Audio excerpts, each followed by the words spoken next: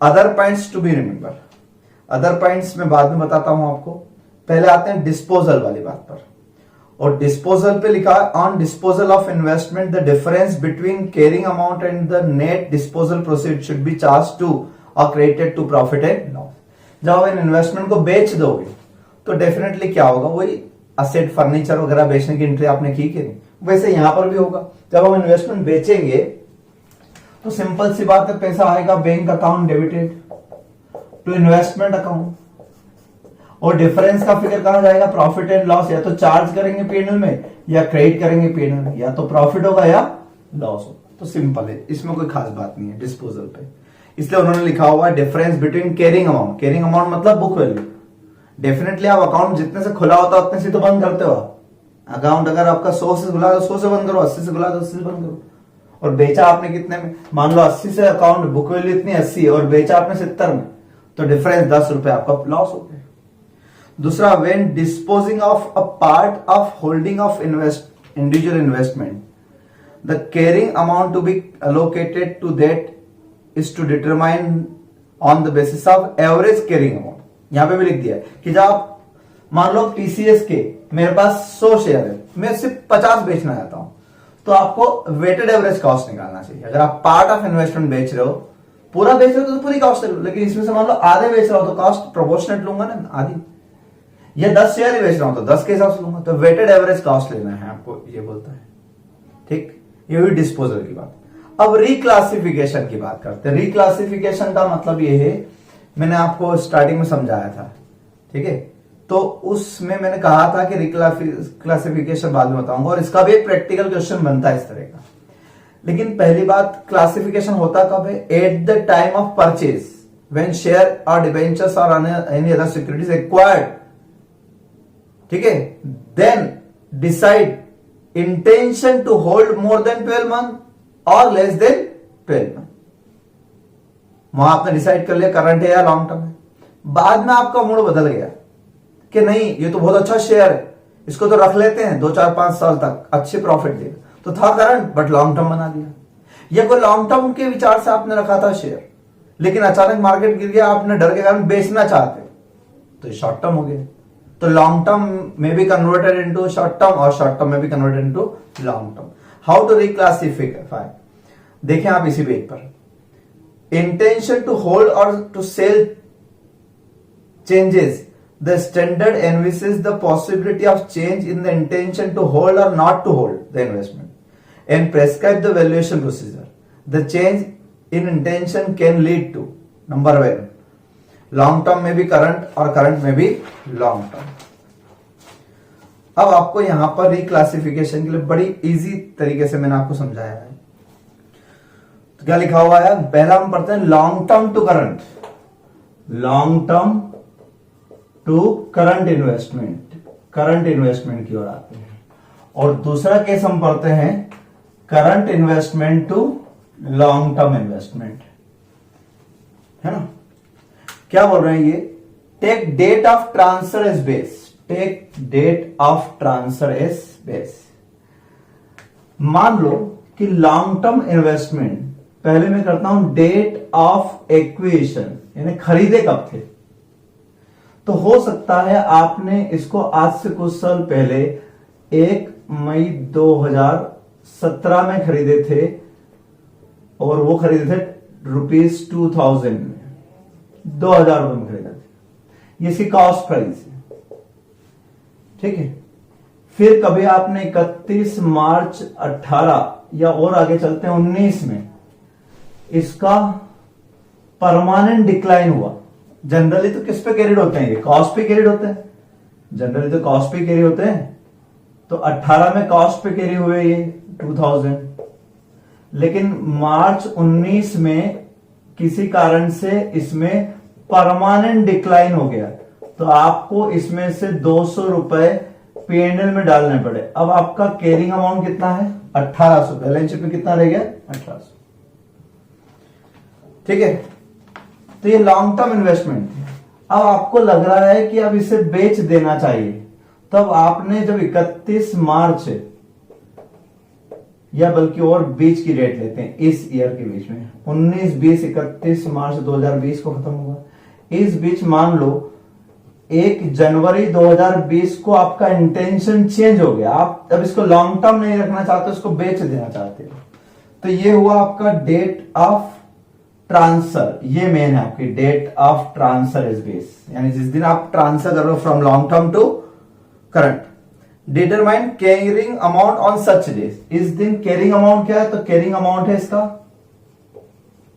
Carrying amount इसका है 1800 रुपए। कैरी कर रहा है, कैरिंग अमाउंट मतलब बुक वैल्यू, तो बुक में कितना दिख रहा है 1800। और क्या लिखा हुआ है, डिटरमाइन कॉस्ट, तो कॉस्ट इसकी ओरिजिनल कॉस्ट क्या थी, कॉस्ट थी इसकी 2000 रुपए। तो क्या कह रहा है ये, apply lower of cost and carrying amount, इन दोनों में से जो लोअर हो, क्या लोअर है ये, तो हमेशा ही क्या रहेगा लोअर, जनरली यही रहेगा carrying amount, but fair value से कंपेयर नहीं करना, ये समझाना चाहते हैं कि आपको या तो कॉस्ट लेना है, क्योंकि लॉन्ग टर्म में जनरली कॉस्ट ही रहती है, लेकिन कभी कभी परमानेंट डिक्लाइन हुआ होगा तो कैरिंग अमाउंट कम हो गई, तो कैरिंग अमाउंट लेना है। अच्छा, ये कैरिंग अमाउंट रिवर्स भी होती है, मैंने बताया था आपको, अगर ये रीजन जिसके कारण डिक्लाइन हुआ वो रिवर्स हो जाए तो वापस उसको 2000 पे ला सकते हो आप, तो ऐसा हो सकता है।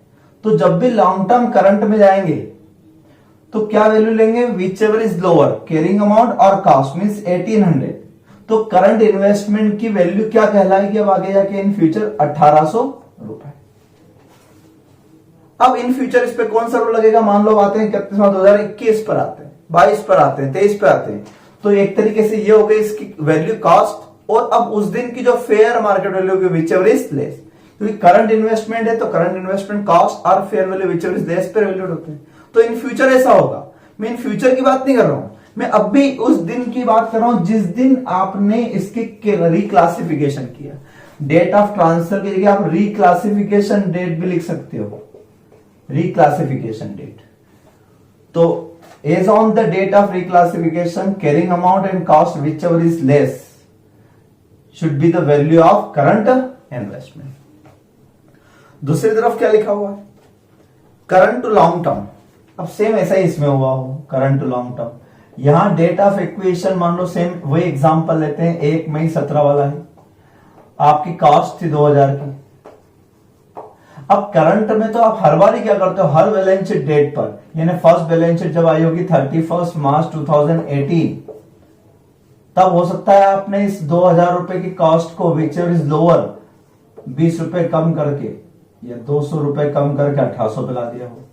फिर 31 मार्च 2019 इस पे फिर 1800 रुपए को कम करके 100 रुपए कम करके 1700 पर ला दिया हो, तो इसका कैरिंग अमाउंट कितना आ गया, 1700 रुपए कैरिंग अमाउंट, क्योंकि ये तो करंट था, cost or fair value whichever is lower, cost or fair value whichever is less, cost or fair value whichever is less, ऐसे होता चला गया, ये कैरी फॉरवर्ड ऐसे होता जाता है ना। लेकिन अब क्या करें, अब बोल रहे हैं take the date of transfer as base, take the date of transfer मतलब take the date of reclassification. फिर वही बात, सेम एग्जांपल ले रहा हूं 31 मार्च 2020, और अब डेट ऑफ रिक्लासिफिकेशन, रिक्लासिफिकेशन जो हुआ वो 1 जनवरी 20 को हुआ। अब ये क्या कह रहे हैं, क्या कंपेयर करना है, determine the fair value as on such date, इस दिन की फेयर वैल्यू, पुरानी है नई फेयर वैल्यू नहीं, इस दिन की fair value as on the date of fair value as on the date of reclassification. तो इस दिन की फेयर वैल्यू हम सपोज एज्यूम कर लेते हैं 1850 रुपए, एंड डिटरमाइन द कॉस्ट, और इसकी ओरिजिनल कॉस्ट तो अगर हम पुरानी देखें, ओरिजिनल कॉस्ट तो वही कहलाएगी ना 2000, विच एवर इज लेस, तो विच एवर इज लेस, यानी आप समझे करंट इन्वेस्टमेंट से लॉन्ग टर्म पर लाते समय आपको ऐसा करना है, फेयर वैल्यू और cost whichever is less, यानी करंट वाले तरीका लगाया, लॉन्ग टर्म वाला नहीं लगाया, लॉन्ग टर्म में तो वैल्यू कॉस्ट होता है, लेकिन करंट को लॉन्ग टर्म में लाना है इसलिए करंट वाला कंसेप्ट लगाया, और लॉन्ग टर्म से करंट में जब लाए तो लॉन्ग टर्म वाले अप्रोच लगाई। फेयर वैल्यू में लॉन्ग टर्म में फेयर वैल्यू कंपेयर नहीं करते, कॉस्ट पे रहता है जनरली या कैरिंग अमाउंट पे, तो वही लगा। तो आप ऐसे याद रखना है इसको कि जिस तरह का इन्वेस्टमेंट उस तरीके से कन्वर्ट करें, लॉन्ग टर्म है तो लॉन्ग टर्म के हिसाब से, करंट है तो करंट के हिसाब से कन्वर्ट होगा। अब आगे इन फ्यूचर मान लो 31 मार्च 21, 22, 23 को इसका वैल्यूएशन करना हो, तो अब ये क्या बन चुका है, लॉन्ग टर्म। इसकी लॉन्ग टर्म की वैल्यू क्या डिटरमाइन कर लिया आपने, 1850। अब इन फ्यूचर ये कितने, इसी को हम क्या मान लेंगे, कॉस्ट, क्योंकि long term value date cost है ना। अब हमेशा किस पे आएगा, ये ऑलवेज 1850 पे चलता रहेगा आगे तक, जब तक कि कोई परमानेंट डिक्लाइन ना हो जाए। ये है आपका रिक्लासिफिकेशन का कंसेप्ट पूरा जो इसमें दिया है। और मैं इसका एक प्रैक्टिकल क्वेश्चन आपको अभी स्क्रीन पर देता हूं, वो आप नोट डाउन कर लेना, ठीक है। उसको आपको करके देखना है, करने के बाद मुझे बताना, अगर कोई डाउट आए तो बताइए। तो ये दो प्रैक्टिकल क्वेश्चन इस एस पार्ट में से बनते, बड़े क्वेश्चन, छोटे क्वेश्चन में से। एक तो ये रिक्लासिफिकेशन वाला, और एक मैंने वैल्यूएशन वाला बताया, इंडिविजुअल बेसिस और category wise, not on overall basis. अब उसके बाद इसी पेज पर डिस्क्लोजर रिक्वायरमेंट्स लिखी हुई है। तो हम कोई भी एस पढ़ते हैं, हर एस में ध्यान रखना, एस की शुरुआत होती है कि अप्लाई कैसे कैसे होता है, इसकी टर्मिनोलॉजी क्या क्या है, ठीक है, इसमें टर्म्स कौन कौन सी यूज हुई है, फेयर वैल्यू वर्ड और ये सब, इनको कैसे अप्लाई करते हैं, और लास्ट एंड हमेशा डिस्क्लोजर्स होता है। तो जो आपने पूरे एस में किया वही डिस्क्लोज करना है, कि आपको डिस्क्लोज करना है कि whether the investment is current investment or long term, whether investment in properties, whether reclassification, if reclassification then what is the value of investment, ये सब आपको करना है। आपने मेथड कौन से अप्लाई किए, वेटेड एवरेज अप्लाई किए, कॉस्ट और फेयर वैल्यू पे वैल्यूएट किया है या कॉस्ट पे कैरी किया है, तो आपको ये सारे रीजन जो जो आप करते आए हैं वो बताना रहता है। डिस्पोजल पे जो प्रॉफिट हुआ वो आपने कहां ट्रांसफर किया है, P&L अकाउंट में रिकॉग्नाइज किया। कॉस्ट कैसे असर्टेन की, तो purchase price plus incidental expenditure, and borrowing cost interest in case of accounting standard 16 apply.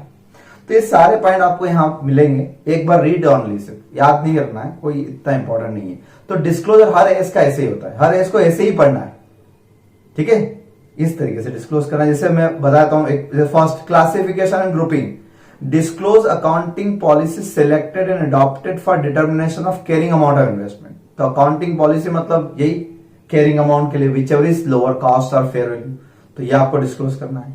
If there are no statutory requirement for grouping, that is schedule 3rd of companies, category wise disclosure. Category wise disclosure means government securities should be disclosed separately. Private companies shares, debentures, bonds, mutual funds should be disclosed separately. Disposal. Disclose separately gain and loss on disposal of current investment as well as long term investment को अलग अलग दिखाना है कि long term पे इतना gain हुआ, short term पे इतना हुआ।